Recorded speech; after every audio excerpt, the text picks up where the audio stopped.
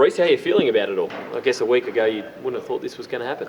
Nah, definitely, Jules. I'm really excited. I really am. I think I've been given a great opportunity, and it's a great honour to be sitting in this role right now, and I'm really looking forward to it, and I can't wait for Friday night. I guess caretakers haven't had a great record in going on and getting senior jobs. Is that something you thought about when this opportunity presented? Not really, to be honest. All I thought about was the players and how they were feeling, because being here for the last 7 months and just knowing the group and how tight they are and how much Brad means to them, and that was my first thought, to be honest, and that's all I really cared about, so yeah. How much of your own sort of stamp on things can you put now when you've got that, I guess, such a short time period, and I guess you've still got the carryover from what Brad had implemented as well?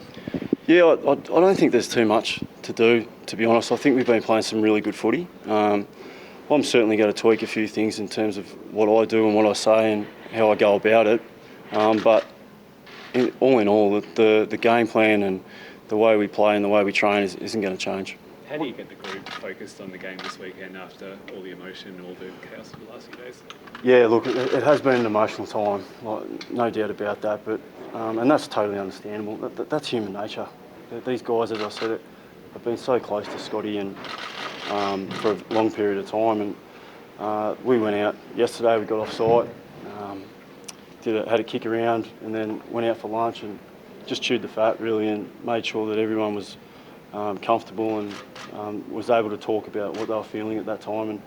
And they've come in this morning, and we've had our meeting, and the boys seem really good, and they're really focused on this week. Some of the senior guys who are particularly close to Brad, do they sort of lead that process of getting the team up and ready for this week? Yeah, I think so. I think our leadership group are fantastic guys, led by Jack and Sean, Robbie and Jamie. I think that they're going to take the lead in all of this process, and hopefully I'll just facilitate them along the way, because it could take 1 day, it could take a week, it could take 2 weeks for them to get over it, and we've just got to be there to support them, and that's, as I said before, that's my number one priority throughout this whole process. Rhyce, can you talk a bit about those tweaks that you're going to make? Oh, look, it's about me and what I'm about. I'm not Brad Scott, and the boys know that, and I'm a little bit different. I'm a little bit quirky at times, but that's just the way it is. And I've had so much time over the last 2 days to really think about it, and I've been getting a lot of messages from everyone around the league in their support, and all the messages have just been about me being me, and that's all I can do, and that's probably the tweak to what I was talking about. Would you like to think at the end of the 12 weeks you're a contender for the job next year? Oh, Jules, I haven't even thought about it, to be honest. As I said, my number one priority is the players, and then us performing as best we can for the remaining part of the season, and that's all I'm worried about. And to be honest, I'm worried about tomorrow. Are you worried at all, I guess, the emotional letdown, the boys seem to get up really high last week and then having to back it up, I guess, this week? Oh, no doubt. Does it worry me? No. It's going to happen if it happens. And I think the guys put in a fantastic effort last week. Like, you can imagine the emotions going through their heads, and you could see it at the end of the game. And I think the boys did a fantastic job. They were put in a really hard situation, but they banded together like they have over the last couple of days, and they really produced. So, to be honest, it wouldn't surprise me if they come out and did the same thing. Brad has said his phone's available for you if you want to call him, or anyone at the club to call him. Is that something you might take him up on?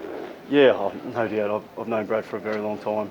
He coached me at Collingwood, and we've had a close relationship since. So he's been fantastic for me, and even over the last 7 months, I've learnt so much from him, and I'll continue to do that.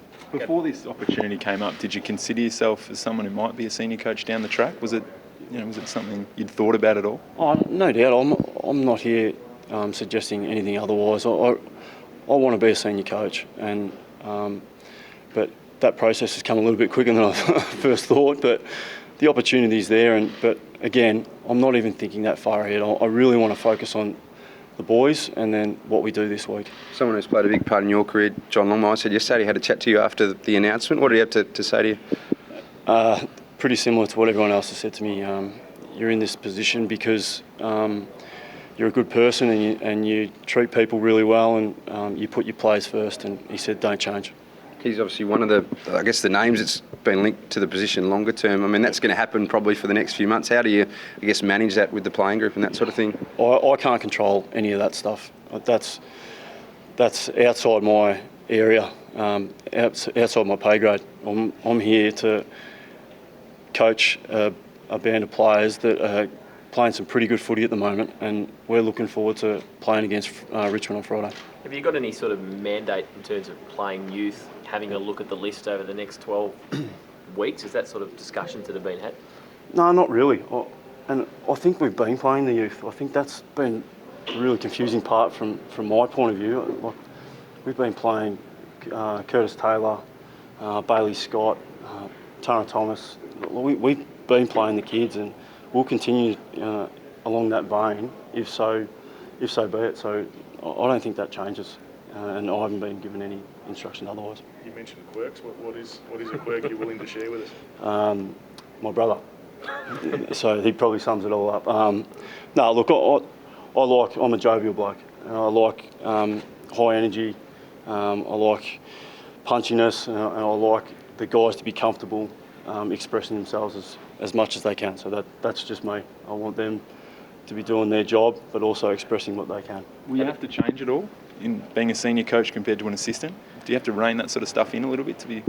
I don't know. I don't think so. Everyone's telling me to be me, so I think I'll just continue to do that. Yeah. Got one eye on the fixture, the Giants game in a couple of weeks' time? Yeah, my brother's reminded me of that, yes. And I think the family's going down anyway, but it's probably extra special now, so yeah.